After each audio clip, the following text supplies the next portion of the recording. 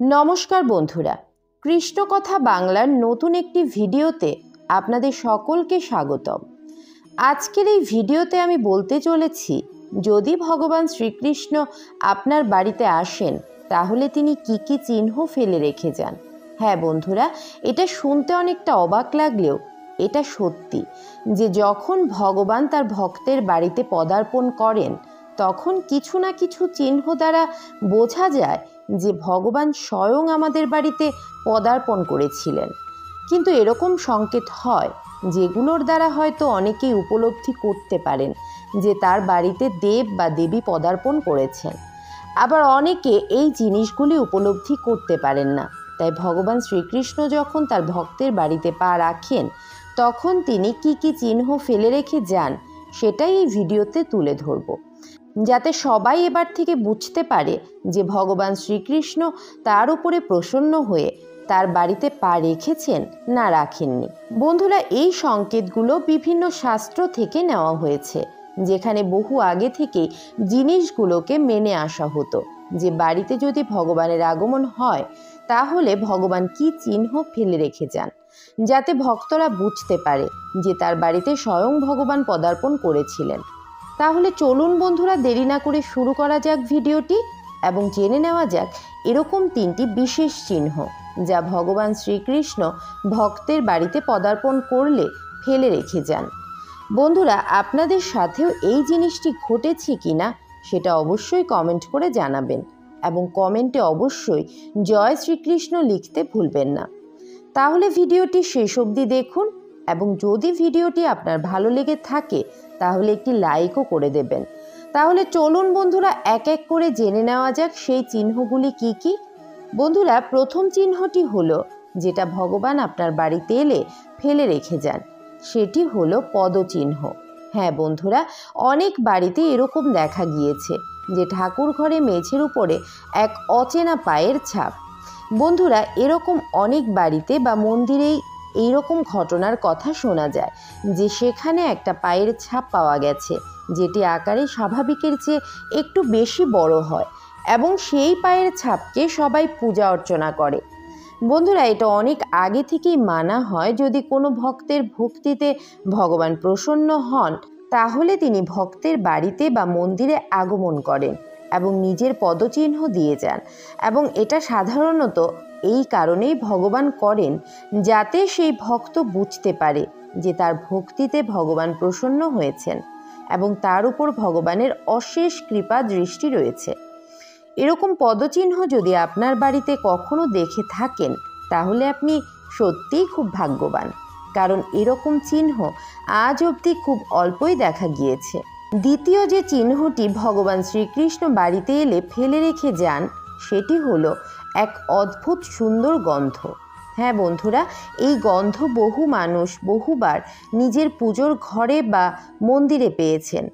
শাস্ত্রে বলা হয়েছে যে ভগবান যখন কোনো ভক্তের বাড়িতে পদার্পণ করেন তখন ভক্তকে বোঝানোর জন্য তিনি নিজের শরীরের অপরূপ সুন্দর গন্ধ কিছুক্ষণের জন্য সেই বাড়িতে রেখে দিয়ে যান চিহ্ন হিসেবে, যাতে এই দৈব গন্ধ পেয়ে সবাই এটা বুঝতে পারে যে স্বয়ং ভগবান তার বাড়িতে পদার্পণ করেছিলেন। এই গন্ধটা যে শুধু চারিপাশে পাবেন তা নয়, আপনারা যখন ভোগের রান্না খাবেন তখনও আপনারা এই অপরূপ সুন্দর গন্ধ এবং ভোগের অপরূপ স্বাদ দুটোই পাবেন। আমরা সবাই জানি যে ভোগের রান্না খেতে অপরূপ সুন্দর হয় এবং যা অন্য কোনো সময় বাড়িতে একইভাবে রান্না করা সত্ত্বেও সেই গন্ধ আর স্বাদ পাওয়া যায় না। এক্ষেত্রে এটা বলা হয়েছে যে যখন ভগবান নিজে এসে সেই প্রসাদ নিজের হাতে গ্রহণ করেন তখন সেই প্রসাদ ভগবানের ছোঁয়ার ফলে অপরূপ স্বাদ ও গন্ধযুক্ত হয়ে যায়। আর শাস্ত্রে এটা উল্লেখ করা হয়েছে যে দৈব গন্ধ অপরূপ সুন্দর হয়, যার তুলনা কখনোই কোনো কিছুর সঙ্গেই করা সম্ভব হয় না। যদি আপনারাও এই জিনিসটি প্রত্যক্ষ করে থাকেন তাহলে কমেন্টে আমাকে জানাতে ভুলবেন না। তৃতীয় যে সংকেতটি ভগবান শ্রীকৃষ্ণ বাড়িতে এলে ফেলে রেখে যান সেটি হলো ফুল। হ্যাঁ বন্ধুরা, আপনারা অনেক সময় হয়তো এই জিনিসটি লক্ষ্য করেছেন যে আপনারা পুজো করতে করতে বা পুজোর শেষ মুহূর্তে হঠাৎ করে পুজো দেওয়া ফুল নিজে থেকে মাটিতে পড়ে যায় বা আপনার কাছে এসে পড়ে। এর থেকে এটা স্পষ্টভাবে প্রতীয়মান হয় যে ভগবান শ্রীকৃষ্ণ আপনার ভক্তি এবং পুজোতে অত্যন্ত প্রসন্ন হয়েছেন, এবং এই প্রসন্নতার প্রমাণস্বরূপ ভগবান নিজে আপনাকে এই ফুলটি দিয়েছেন। এই সংকেতটি বহু মানুষ বহুবার পুজোর সময় পেয়েছেন, এবং আপনাদের মধ্যে হয়তো অনেকেই আছেন যারা এই সংকেতটি পেয়েছেন। এটিকে একটি বিশেষ সংকেত হিসেবেও মানা হয়, যেটি ভগবান স্বয়ং তার ভক্তদেরকে দিয়ে থাকেন, যাতে তার ভক্ত এটা বুঝতে পারে যে তার ভগবান তার সাথে আছে, ফলে তার জীবনে কোনো কিছু নিয়ে কোনো চিন্তা করার প্রয়োজন নেই। আপনারা কারা কারা পুজোর সময় এরকম ফুল পেয়েছেন তা অবশ্যই কমেন্ট করে জানাবেন। বন্ধুরা, এই চিহ্নগুলি খুবই সাধারণ, কিন্তু বহু মানুষ আছেন যারা এই চিহ্নগুলির মর্ম উদ্ঘাটন করতে ব্যস্ত হন। কিন্তু এই চিহ্নগুলি দ্বারাই ভগবান আমাদেরকে বোঝানোর চেষ্টা করেন যে তিনি আমাদের ভক্তি এবং পুজো দ্বারা প্রসন্ন হয়েছেন, এবং যার ফলে তিনি এই চিহ্ন ফেলে রেখে যাচ্ছেন, যাতে আমরা বুঝতে পারি যে স্বয়ং ভগবান আমাদের উপরে প্রসন্ন হয়েছেন। এবার আসুন ভগবান শ্রীকৃষ্ণের কিছু বাণী শুনে নেওয়া যাক। চোখ বন্ধ রেখে যে মানুষকে আপনি বিশ্বাস করবেন, সেই একদিন আপনাকে বুঝিয়ে দেবে যে আপনি সত্যি অন্ধ ছিলেন। কিছু সম্পর্ক থাকে যেগুলোকে ভগবানই খারাপ করে দেন, যাতে করে আমাদের জীবন খারাপ না হয়ে যায়। যে সম্পর্কে অহংকার আর দূরত্ব বেশি থাকে, তাকে সবসময় মন থেকে দূরে রাখুন। নিজের ভুলকে কখনো মনে রাখবেন না, কিন্তু সেই ভুল থেকে যে শিক্ষা পেলেন তাকে কখনো ভুলবেন না। মৃত লোকের জন্য শোক করার লোক তো অনেক পাওয়া যায়, কিন্তু যে জীবিত আছে তাকে সঠিক পথ দেখানোর লোক কোথায় পাওয়া যায়? যদি কেউ আপনার বিশ্বাস ভাঙে, তাহলে মন থেকে তাকে কৃতজ্ঞতা জানান, কারণ এরা সেই সব ব্যক্তি যারা আপনাকে শিখিয়েছে সবাইকে বিশ্বাস করতে নেই। কথা বলতে তো সবাই জানে, কিন্তু কোথায় কি আর কতটা বলতে হবে সেটা কতজন জানে? যেসব মানুষ ভিতরে ভিতরে মৃতপ্রায় হয়ে যান, তারাই কিন্তু অন্যকে বাঁচার শিক্ষা দিয়ে থাকেন। আমাদের জীবনে জিততে শিখতে হবে, কারণ একদিন তো আমরা মৃত্যুর কাছে হেরেই যাব। যখনই জীবনে কোনো সমস্যা উপস্থিত হয়, তখন ভীতু লোক পিছিয়ে যায়, আর পরিশ্রমীরা নিজেদের ভিত আরও শক্ত করে তোলে। মিষ্টি স্বপ্ন তো আমরা সকলেই দেখি, কিন্তু অদ্ভুত ব্যাপার, এই চোখের জল নোনতা কেন হয়? কাউকে ধ্বংস করে নিজেকে তৈরি করলেন, তো কি তৈরি করলেন?